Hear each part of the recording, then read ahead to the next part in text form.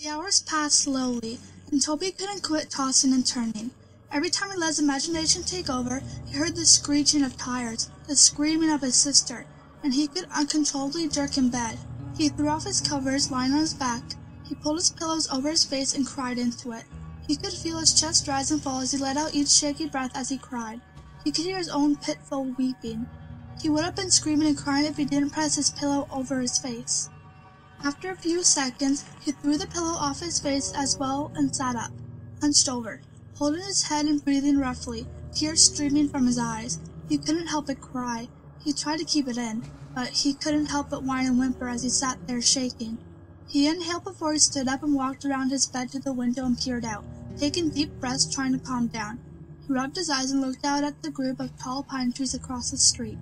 He stopped suddenly, and his gaze slowly centered on something standing under the streetlight. He heard it ringing in his ears, and he couldn't look away. The figure stood beside the streetlight, about 2 feet shorter than it, long arms straight at its sides as it stared up at him with non-existing eyes. The figure had no features whatsoever. No eyes, no mouth, no nose, yet it held Toby's hypnotized state, seemingly peering into his very being.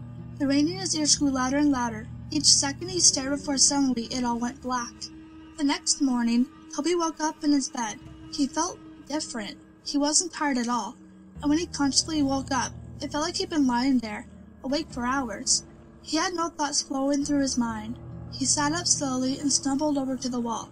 But when he stood up, he automatically felt dizzy.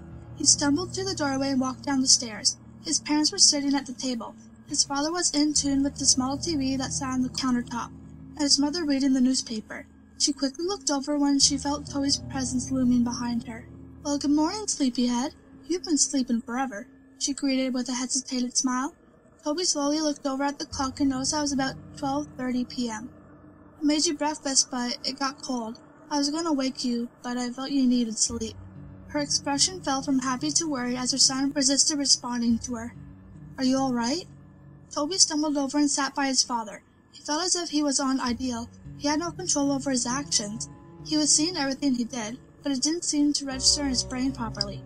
He reached out to his father's arm, but his hand ended up getting slapped. His father turned to him abruptly and pushed his chair over with his foot. "Don't touch me, boy," he yelled. His mother stood up. "All right, knock that off. This is the last thing we need." The days went by and things continued on as they were.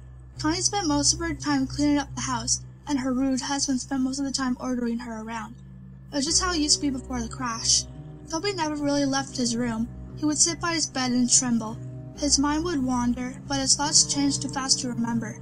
He would pace around his small room like a caged animal, or stare out the window. The unhealthy cycle continued.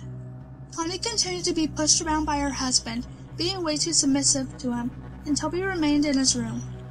Before he could think twice, he would begin to chew on his hand, tearing the flesh from his fingers. He would gnaw at his hands until it bled. When his mother walked in on him while he was doing so, she reacted horribly. She rushed him downstairs and grabbed the first aid kit, wrapping his hands in it. She demanded that he wouldn't leave her side from then. He isolated himself so much that he grew to hate being around others. His memory grew glitchy as well. He'd start missing memory of minutes, hours, days, and so on. He would begin talking nonsense, about things completely unrelated to conversations he would have. He'd go on about seeing things, sharks in his sink as he washed the dishes, hearing crickets in his pillows, and seeing ghosts outside his bedroom window.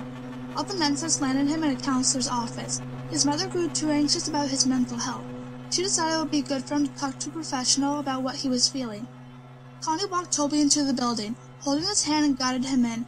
She walked him up to the front desk and began talking to the lady who sat behind it. "Miss Rogers?" the lady asked. "Yes, that's me," Connie nodded. "We're here to see Dr. Oliver. I'm here with Toby Rogers." "Oh, yes, right this way."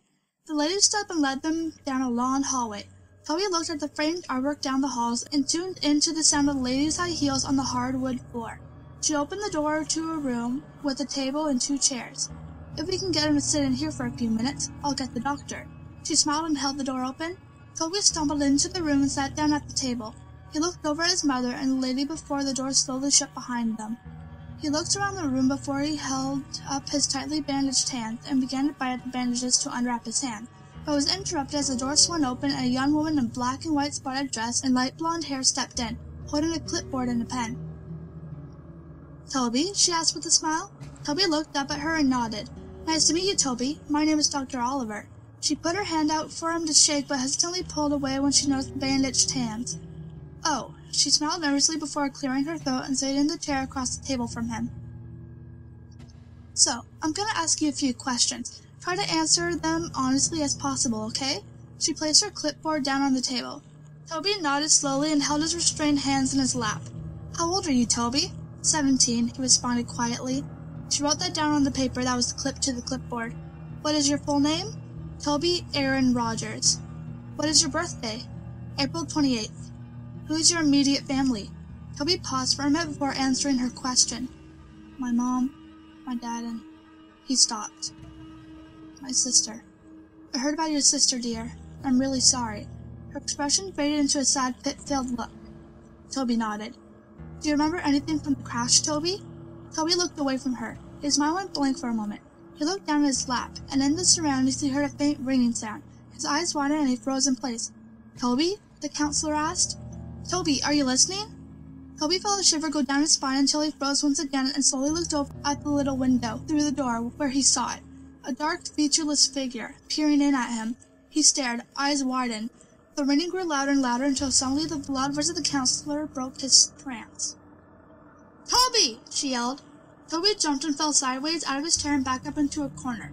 Dr. Oliver stood up, holding her clipboard to her chest, a surprised look in her eyes. Toby met her eyes again. His breathing hitched as he twitched.